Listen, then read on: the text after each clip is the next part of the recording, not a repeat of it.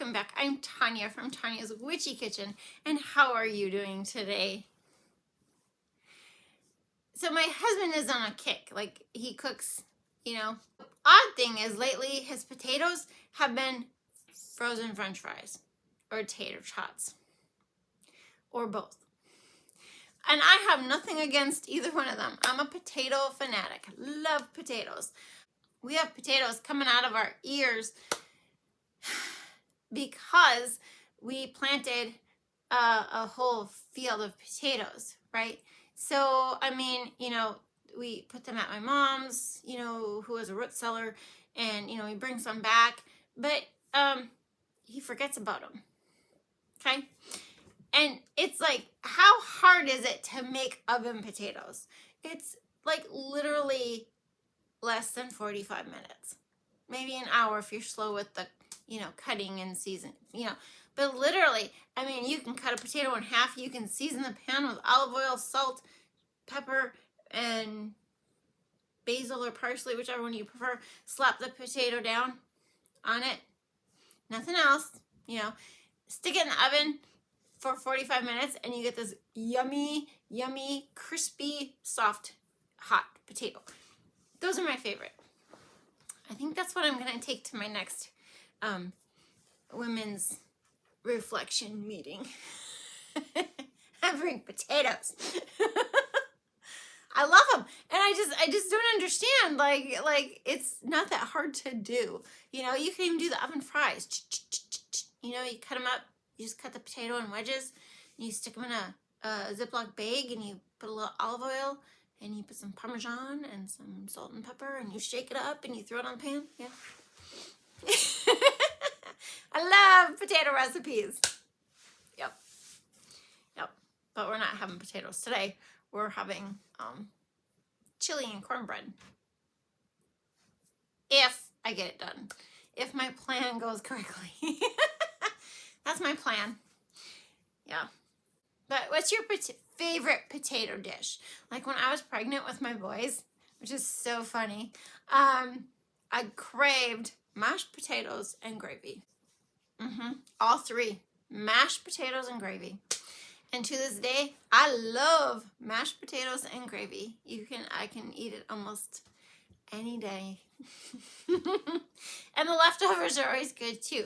And actually I found, like, if you warm them up and put butter, if there's no gravy, put butter and a little bit of vinegar, like the garlic chive vinegar.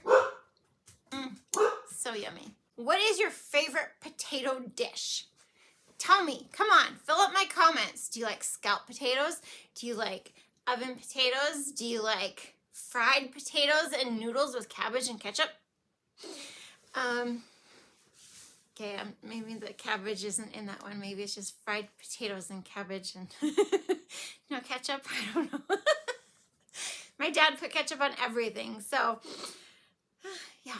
But yeah, tell me what your favorite is. But anyway, today, raise your hand if you have your spring soaps all done. Haven't even started, you guys. I haven't even started. They're planned out. Nothing is made. However, I do have the Valentine soaps made. Now, I don't do Valentine soaps every single year. It may be something going forward. I don't know. But this year I decided to do Valentine soaps. And that's what we're doing today. Here's the first of the Valentine soaps.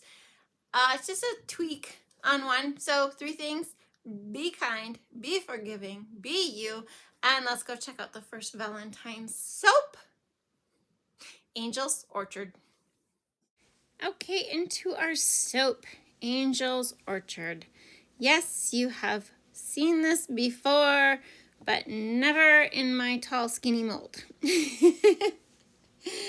So this fragrance is a dupe by Victoria's Secret, their Love Spell perfume. What a dupe means is that the fragrance oil company takes on the fragrance notes and tries to make their own scent that comes as close as possible to the original.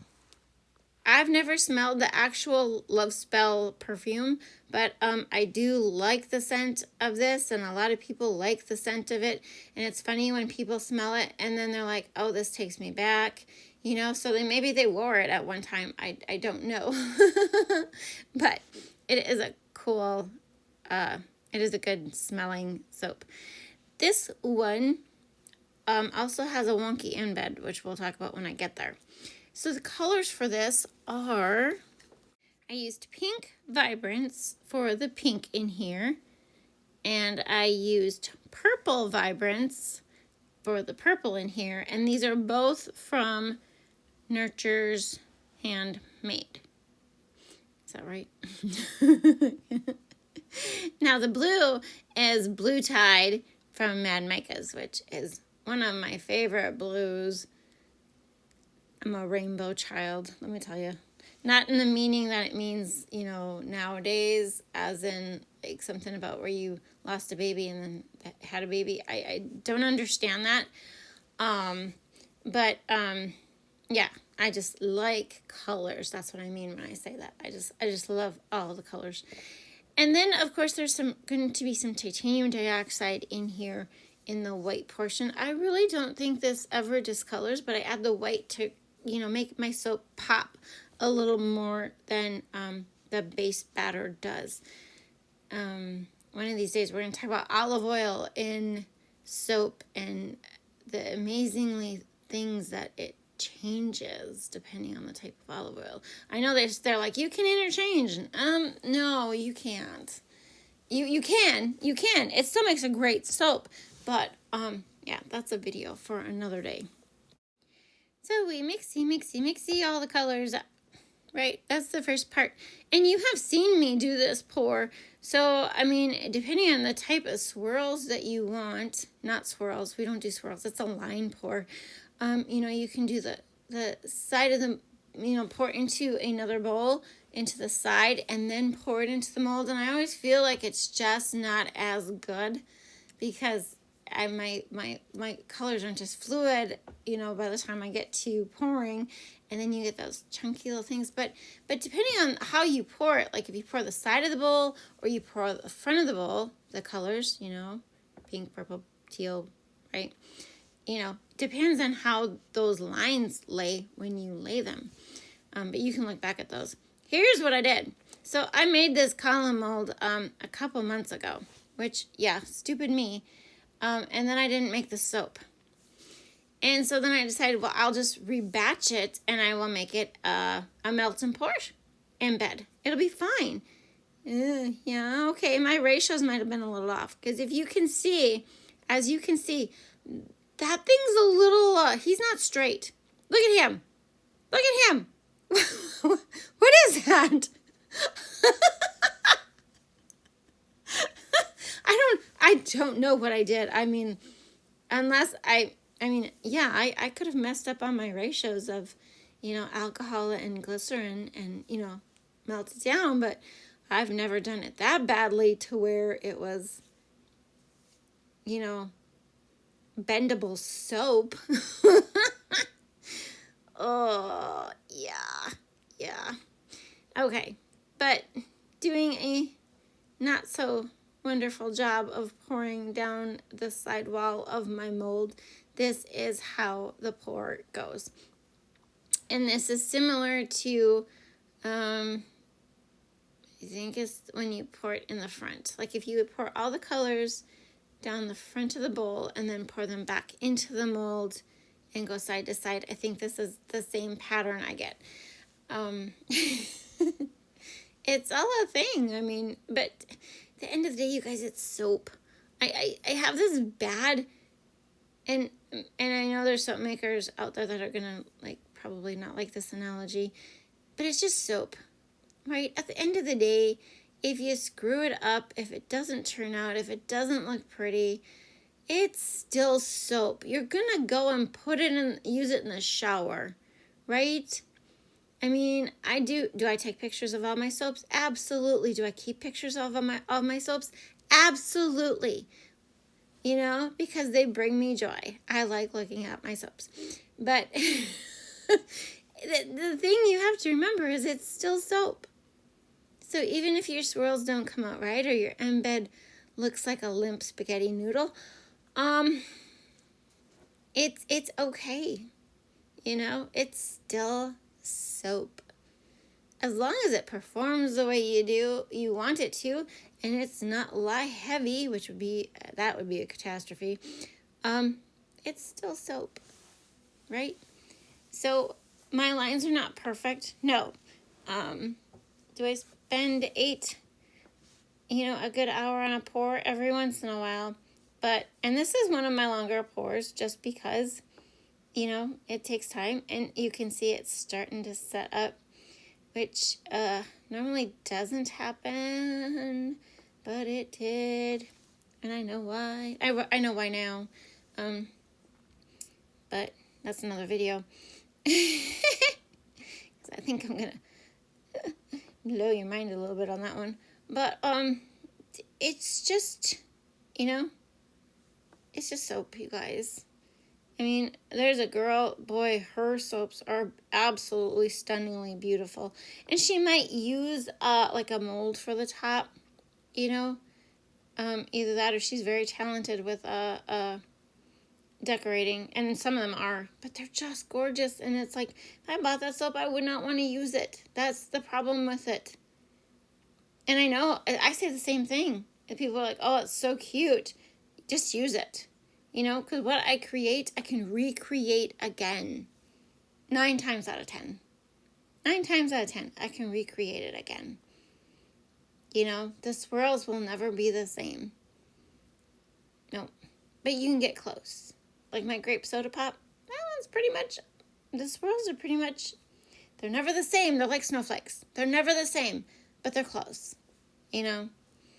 So, and it smells like grape soda pop. Like, hello. I'm just saying that because my son came in, and I was doing inventory, and he's like, I need a soap bar, please, Mom. Oh, but that was a blue Caribbean. He didn't take the grapes. He's the oddball. He likes the blue Caribbean. The other two like the grape soda pop. But on top of this, as per usual, we put the eco glitter just to the side. And I'm going to pour out as many more strips as I can before laying out the top. Right? Do you remember the top? I'm kind of doing it here now. I think what I did is it was full, and I actually used those for little baby soaps. Can't have enough baby soaps. Nope, don't do the fork. Yep, we're going to go back to traditional and what I like to think of as wings. Yeah. Maybe you don't see it. I see it. So that's all that matters. I'm the artist. As long as I see what I need to see or what I want to see or how I see it, we're good. Absolutely, we're good. Okay, and here we go. I'm seeing a lot of that. Like, it looks like the soap overheats. It isn't a silicone mold. It does get C-popped and gelled, which this one should not have gotten C-popped. And I know you're like, why? Why? I love the pink in this. So that pink vibrance, it's not that bright pink, like lollipop pink at all. It looked like that when I was making it, but it turns into that beautiful pale pink. I mean, it's perfect because all the colors are a little bit muted. I didn't have to add titanium dioxide to the whole batch to get them pastel. That is a technique a lot of people will use, which is great, of course. You want a muted color, you add white. Yeah, I'm not doing color charts today.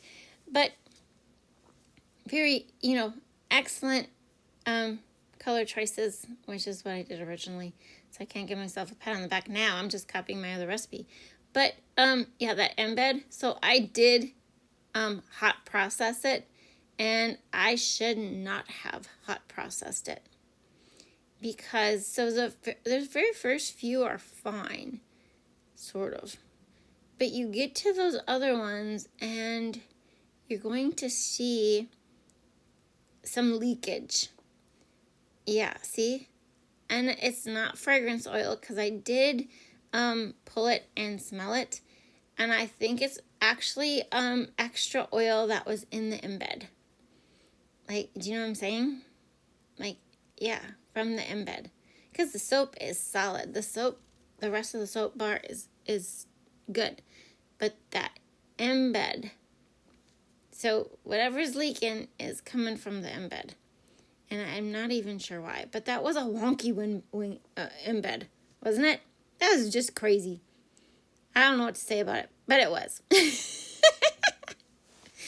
Here are the fragrance notes for these cute pastel bars. Here are the bars right when I first cut them. And here are the bars when they are totally cured. Absolutely cute. And as always, I hope you had a good time. Thank you for dropping by. I will see you next time, and God bless.